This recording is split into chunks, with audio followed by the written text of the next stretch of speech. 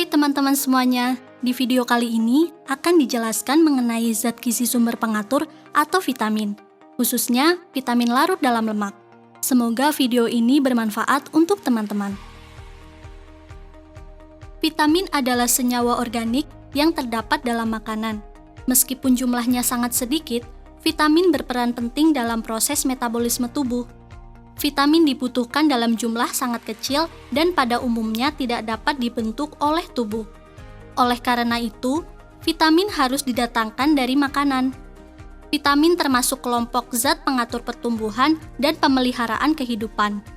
Setiap vitamin mempunyai tugas spesifik di dalam tubuh. Fungsi utama vitamin adalah mengatur proses metabolisme protein, lemak, dan karbohidrat. Menurut sifatnya, vitamin digolongkan menjadi dua, yaitu vitamin larut dalam lemak, yaitu vitamin A, D, E, dan K, dan vitamin larut dalam air, yaitu vitamin B dan C. Sifat umum vitamin larut dalam lemak adalah larut dalam lemak, kelebihan konsumsi disimpan dalam tubuh, dikeluarkan dalam jumlah kecil melalui empedu, gejala defisiensi berkembang lambat, tidak perlu selalu ada dalam makanan sehari-hari, mempunyai prekursor atau provitamin, hanya mengandung unsur karbon, hidrogen, dan oksigen, biabsorpsi melalui sistem limfe, hanya dibutuhkan oleh organisme kompleks.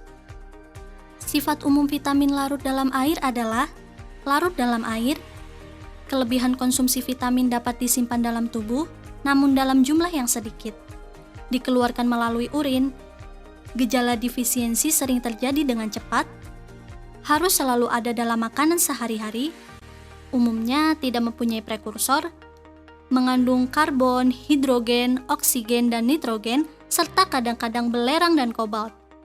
Diabsorpsi melalui vena porta dan dibutuhkan oleh organisme sederhana dan kompleks.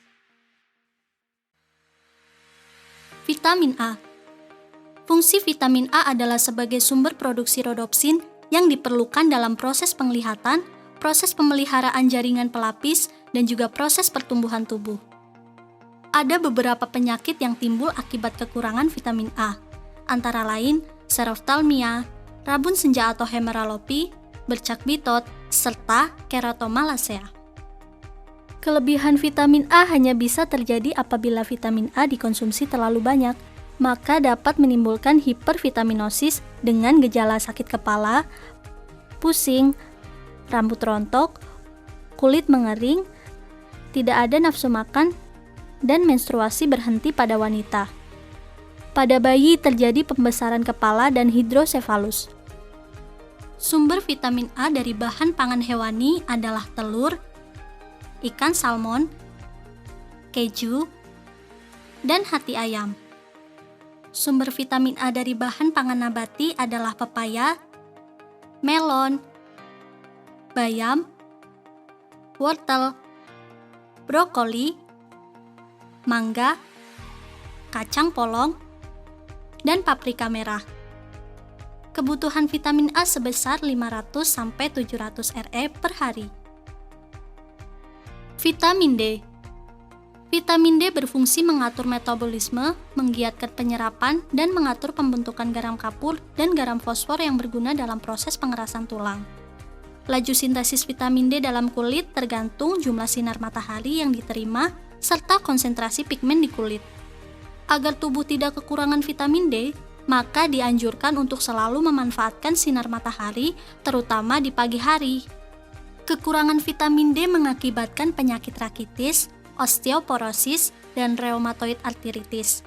Penyakit ini menyebabkan tulang menjadi lunak, sehingga bentuk tulang mudah berubah. Kelebihan vitamin D menyebabkan keracunan. Konsumsi harian yang berlebihan menyebabkan kinerja ginjal terganggu. Sumber vitamin D selain sinar matahari dapat ditemui pada ikan bandeng, margarin, keju, gandum, dan susu. Kebutuhan vitamin D sebanyak 15 mikrogram per hari. Vitamin E. Vitamin E mempengaruhi kesuburan dan berfungsi sebagai antioksidan. Kekurangan vitamin E dapat menyebabkan sindroma neurologis, yaitu fungsi tidak normal pada sumsum tulang belakang dan retina yang ditandai dengan kehilangan koordinasi dan refleks otot, gangguan penglihatan, dan berbicara. Sedangkan kelebihan konsumsi vitamin E dapat menyebabkan keracunan yang ditandai dengan terganggunya saluran pencernaan. Sumber vitamin E adalah daging ayam, daging sapi, ikan gurame, gandum, kacang almond, dan kacang tanah. Sedangkan sumber utama vitamin E terdapat pada minyak tumbuh-tumbuhan, terutama minyak biji bunga matahari dan minyak zaitun. Kebutuhan vitamin E sebanyak 15 mg per hari.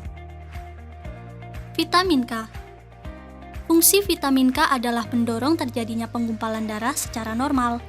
Vitamin K dibuat oleh bakteri dalam usus. Kekurangan vitamin K menyebabkan pendarahan dan darah sukar membeku. Kelebihan vitamin K hanya bisa terjadi bila vitamin K diberikan dalam bentuk berlebihan berupa vitamin K sintetik menadion.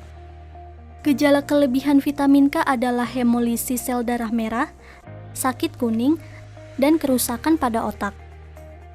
Sumber utama vitamin K adalah hati sapi, alpukat, bayam, kacang hijau, daging ayam, kubis, kiwi, dan brokoli. Kebutuhan vitamin K sebanyak 60 mikrogram per hari. Demikian video materi zat gizi sumber pengatur bagian vitamin larut dalam minyak. Selamat belajar ya!